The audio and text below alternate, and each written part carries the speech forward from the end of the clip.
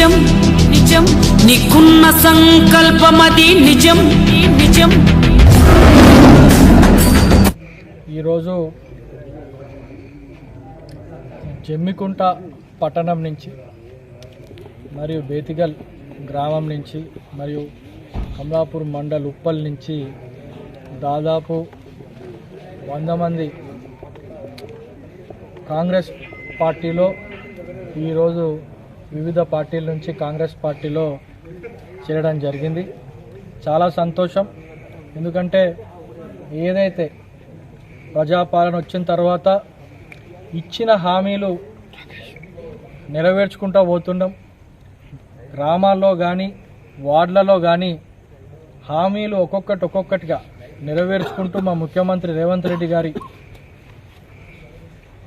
ఆలోచన విధానం ప్రకారం, వాళ్ళ సూచనల ప్రకారం, నిర్ణయాల ప్రకారం ఇక్కడ హుజురాబాద్ నియోజకవర్గంలో ప్రతి ఒక్కటి మా కాంగ్రెస్ పార్టీ కార్యకర్తలు అర్హులున్న ప్రతి ఒక్కళ్ళకి ఆ పథకాలు అమలు చేసుకుంటా ముందుకు పోతున్నాం.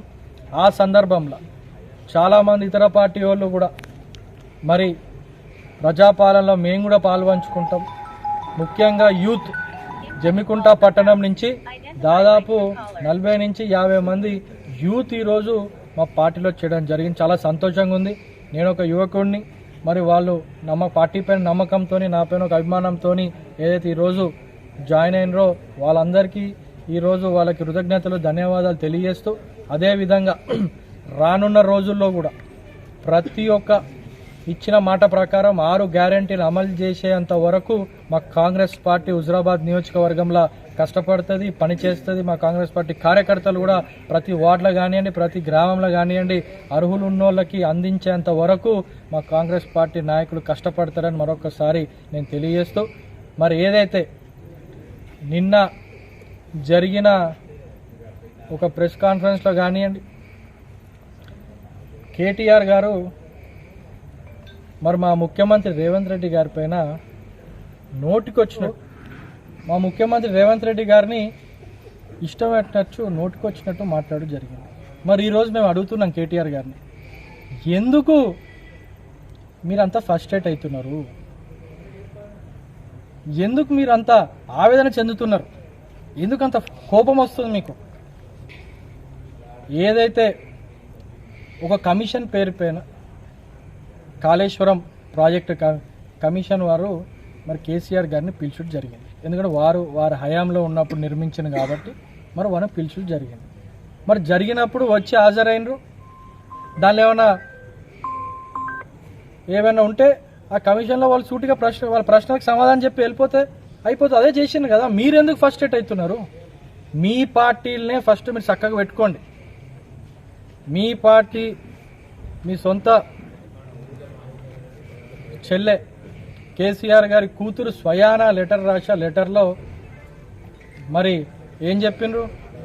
దయ్యాలు ఉన్నాయి పక్కన అని వారు చెప్పుడు జరిగింది. సామాజిక న్యాయం లేదని చెప్పిండ్రు. మరి ఇన్ని రోజుల నుంచి మరి ఖుద్దు మీ సిస్టరే మరి చెప్పుడు జరిగింది.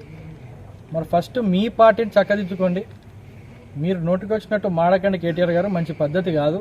మాకు తెలుసు మీ ఫస్ట్రేషన్ ఎందుకు అవుతుందో. ఎందుకంటే మీ పార్టీ ఉనికి లేదు గ్రామాలలో. బీఆర్ఎస్ అనేది గ్రామాల లోపల పల్చన్ అయిపోయింది, ప్రజలు పట్టించుకుంటలేరు. అందుకని మీరు ఫ్రస్ట్రేషన్లు ఇవన్నీ మాట్లాడి ఏదో ప్రజలు మెప్పు పొందాం అనుకుంటే అది చాలా తప్పు. ఏదైతే ప్రజలు బుద్ధి చెప్పిండ్రు ఆల్రెడీ మీకు, మీరేమో ముఖ్యమంత్రి గారిని ఇష్టమైనట్టు మాట్లాడుతున్నారు.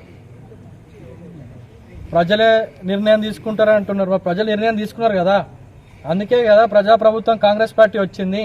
ఎంపీ ఎలక్షన్లు ఏమైంది? గుండు 0 సీట్లు వచ్చినాయి మీకు. ఎమ్మెల్సీలో పోటీ కూడా లేరు మీరు. సో దయచేసి ఇట్లాంటి మాటలు మీరు ఆపుకుంటే మంచిది. గ్యారంటీల గురించి మాట్లాడతాను. మరి కనిపిస్తలేదా మీకు? 6 గ్యారంటీలలో ఆల్రెడీ మేము దాదాపు 3-4 గ్యారంటీలు ఆల్రెడీ ఇప్పుడు అమలు చేసినాం. ఉచిత బస్సు అయితే కానివ్వండి, రాజీవ్ ఆరోగ్యశ్రీ 10 లక్షలు అయితే కానివ్వండి, 200 యూనిట్ల ఉచిత కరెంట్ అయితే కానివ్వండి, దాని తర్వాత రుణమాఫీ చేసినాం. దాంతోపాటు యువ వికాసం అనేది మేము మొదలెట్టుకున్నాం. దాంతోపాటు ముఖ్యంగా మీరు 10 ఏళ్లలో ఒక్క డబుల్ బెడ్రూమ్ ఇల్లు ఇయ్యలే. మరి మేము వచ్చిన తర్వాత నియోజకవర్గానికి 3500 ఇల్లులు డబుల్ బెడ్రూమ్లు ఇచ్చినాం. లబ్ధిదారులను ఎంపిక చేసినాం, ఇల్లులు కట్టుకుంటున్నాం. ఫస్ట్ విడత ₹1,00,000 కూడా వాళ్ళ అకౌంట్లో జమ. ఈ వాస్తవం కాదా అని నేను అడుగుతున్నా. దాంతోపాటు చరిత్రలో ఎన్నలేని విధంగా మరి మా ముఖ్యమంత్రి రేవంత్ రెడ్డి గారు సన్నబియ్య కార్యక్రమం మొదలెట్టుకుని ఉగాది నుంచి నిరుపేదలకు 3 పూటల సన్నబియ్యం ఇయ్యాలని చెప్పి రాష్ట్రంలో ఉన్న ప్రతి ఒక్క రేషన్ షాప్లో మరి సన్నబియ్య కార్యక్రమం ప్రతి ఒక్క నిరుపేద అర్హులు ఉన్నోళ్ళ ఇంట్లో తింటలేరా? ఇది వాస్తవం కాదా అని నేను అడుగుతున్నాను. మరి ఎన్ని గణం మేము చేసుకుంటా పోతుంటాం. మరి చరిత్రలో ఇంతవరకు ఎప్పుడు లేని విధంగా ఏ రాష్ట్రంలో ఏ ముఖ్యమంత్రి చేయని విధంగా మరి మా రేవంత్ రెడ్డి గారు 60,000 ఉద్యోగాలు మరి ఇచ్చిండ్రు. ఇది వాస్తవం కాదా? గ్రూపు పరీక్షలు మేము పెట్టినాం, మరి ఇది వాస్తవం కాదా? కళ్ళకు కనిపిస్తలేవా మీకు? ఇవన్నీ తప్పకుండా ప్రతి ఒక్కటి చేసేంత వరకు మా కాంగ్రెస్ పార్టీ పనిచేస్తూనే ఉంటుంది.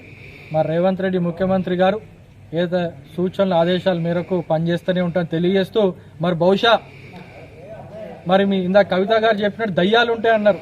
కరెక్టే, ఇక్కడ మా కాన్స్టిట్యున్సీలో దయ్యం ఉంది. కౌశిక్ రెడ్డి ఈ మధ్య కేసీఆర్ చుట్టే తిరుగుతున్నాడు. మరి కవిత గారు మరి ఆ దయ్యాల్లో మరి కౌశిక్ రెడ్డి కూడా ఒక దయ్యం ఉన్నట్టున్నాడు. ఎందుకంటే మరి అతను కూడా నోటికొచ్చినట్టు మాట్లాడుతున్నాడు. సిగ్గుందా అని అడుగుతున్నా కౌశిక్ రెడ్డికి. సోషల్ మీడియాలో ఏం పెట్టినావు? ఇప్పటికే మా పార్టీ ఎమ్మెల్సీ ఆల్రెడీ సైబర్ క్రైమ్లో కంప్లైంట్ ఇచ్చడం జరిగింది. ముఖ్యమంత్రి పైన నోటికొచ్చినట్టు మాట్లాడొద్దని చెప్పి అనేక సార్లు మేము చెప్పినాం. మరి మీరు ఆ పదజాలాలు మీరు వాడేది మరి మాకు సంస్కారం అడ్డొస్తుంది. మా కాంగ్రెస్ పార్టీ వాళ్ళు కూడా నోటికొచ్చినప్పుడు తిట్టొచ్చు మిమ్మల్ని. మీరు పెట్టిన పదాలే మేము కూడా వాడచ్చు. కానీ మీలా మేము దిగజారిపోయిన రాజకీయాలు చేయం, మీలా బ్లాక్మెయిల్ రాజకీయాలు చేయం. సో కౌశిక్ రెడ్డి గారు మీరు కూడా రీల్స్ చాలా చేసి పెడుతున్నారు సోషల్ మీడియాలో. రియల్ లైఫ్లో మీరు ఇంకా రానట్టు ఉన్నారు. ఇంకా మీరు ఏదైనా పర్యటన తిరిగి చూసినాం అక్కడనే ఉన్నట్టు అనుకొని చేస్తున్నారు. ఇక్కడ రియల్ లైఫ్లో చాలా వచ్చి తిరగండి, చూడండి. మీ కార్యకర్తలకు కూడా మేము ప్రవేశపెట్టిన పథకాలు కూడా అందుతున్నాయి. వాళ్ళు కూడా శబ్బాష్ అని వాళ్ళు కూడా మెచ్చుకుంటున్నారు మమ్మల్ని. మీకు తెలుస్తలేదు అది. ఇప్పుడు మీరు పిచ్చి పిచ్చే చేస్తారు, నోటికొచ్చిన మాట్లాడుతున్నారు, పట్టించుకుంటారు. కాబట్టి మీ పార్టీ నుంచి మా పార్టీలో చేయడానికి రెడీగా ఉన్నారు. ఇంకా చాలామంది వచ్చేందుకు రెడీగా ఉన్నారు. గుర్తుపెట్టుకోండి, మీకు తెలియదు, మీ వాళ్ళని చుట్టుపక్కల వాళ్ళే మాత్రం టచ్లు ఉన్నారు. గుర్తుపెట్టుకో కౌశిక్ రెడ్డి. ఇంకోసారి నోటికొచ్చినట్టు మాట్లాడితే ఊళ్ళో కూడా మా కాంగ్రెస్ పార్టీ కారు తిరగనీయం, ఖబర్దార్ అని చెప్పి నేను తెలియజేస్తున్నాను.